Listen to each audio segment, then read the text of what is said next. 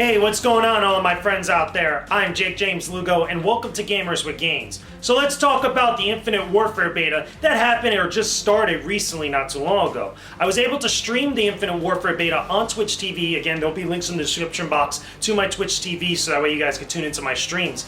But over the course of the entire day when the beta was supposed to start, there was a whole lot of issues that everybody experienced trying to get into the beta. Now, the actual cause and effect of these types of things are being kind of debated. A lot of people have been saying that just because Activision wasn't prepared for the amount of people that were going to be jumping onto the servers or jumping online to play the Call of Duty Infinite Warfare beta, that's why not a lot of people were able to play it at first. But a lot of other people have been saying that maybe Activision was the victim of a DDoS attack. Again, there's multiple different stories floating around. But the bottom line is this: for like a good, I want to say, almost like 5-6 hours, a lot of people were not able to get into the Call of Duty Infinite Warfare beta, at least getting into it and actually playing games. Myself, as well as a bunch of other people that were streaming on Twitch at the time, were able to get into the game and actually be part of the menus, but we would be stuck in the matchmaking for a long period of time. That really sucked. I remember doing at least about 2 streams where most of the time I was stuck in the menus just trying to wait to see if I actually got into a game. And then finally on the 3rd attempt when I tried to stream later that evening, I was able to get into a couple matches, which, by the way, I had at least one crash with the Infinite Warfare beta during the course of my time playing it.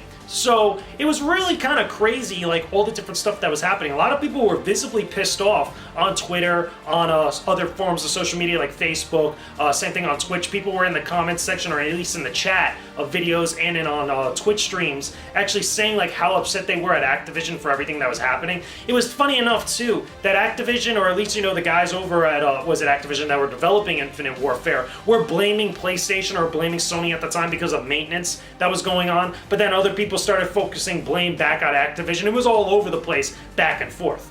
But regardless though, there was a lot of different issues that went down. But when I finally was able to get into the Infinite Warfare beta, here's what I thought about it. Overall, it's a multiplayer beta. It's going to be running for at least a good couple of days from the time I'm making this actual vlog. But overall, I thought that the actual beta was great. It's still more of the same thing of Call of Duty. If you've been playing any one of the other Call of Duty games like Ghost, Advanced Warfare, and Modern Warfare Remastered, it's pretty much the same type of idea for the multiplayer stuff. As well as also, it borrows a lot of elements from Advanced Warfare and a few other games here and there when it comes to different types of perks, the way that matches play out, the layout of different maps, and things like that. But essentially, it's still Call of Duty. You're still going to be dying very quickly, you're still going to be running around aimlessly, you're going to have that lone gun type of mentality rather than team-based stuff as opposed to other first-person shooters that are on the market now.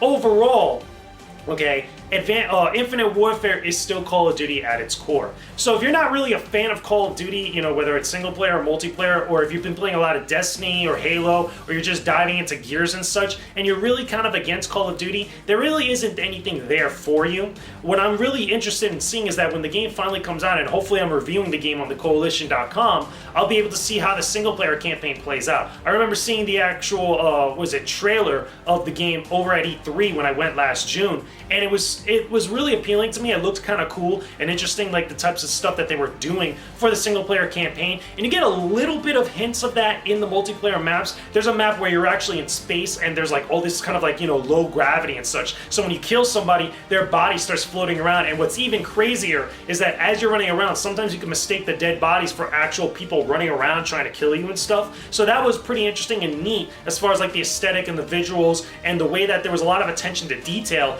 during multiplayer matchups. Now in the beta, there's only about 2 maps. There's the map that I just mentioned there. Again, I don't remember the names currently at the moment, but we have that map with the low gravity. We also have another map that's set in kind of like an icy environment, and then we have another one set with, some sort of, I guess, shipyard or something of the sort, where there's a lot of barns, a lot of like, hay and everything all over the place. But basically 3 major maps that you're going to be playing on in the beta. Hopefully there's more. I'm pretty sure there's going to be a lot more multiplayer maps once we get the final game in hand. But overall, I enjoyed myself playing the actual beta over the time that I was actually able to get into matchups. Now, they're still experiencing some issues with the multiplayer beta. I ended up giving out a bunch of codes on my stream and stuff, and people were telling me that they still had issues getting into matches. They were waiting in matchmaking for a very long time in the menus and stuff. So hopefully some of that is a little bit ironed out. I just got an actual update for the game not too long ago, so I'll be able to play it probably later on today on my stream and see how things go down and such. But either way, guys, that's just my kind of like off-the-cuff thoughts on the Infinite Warfare beta that I've been playing for, thanks to Activision and stuff. Leave me a comment down below in the comment section and tell me what you guys think about the Infinite Warfare beta, if you experienced any of the problems that went down over the course of the weekend, or at least at the start of the weekend. Tell me about it in the comment section below. Don't forget to leave a like on this video, subscribe to the Gamers with Gains channel for all my videos related to gaming and other cool stuff, and I will talk to you guys again real soon. Don't forget, I'm streaming every single day on Twitch TV, playing a variety of different video games, and peace out, stay epic everybody.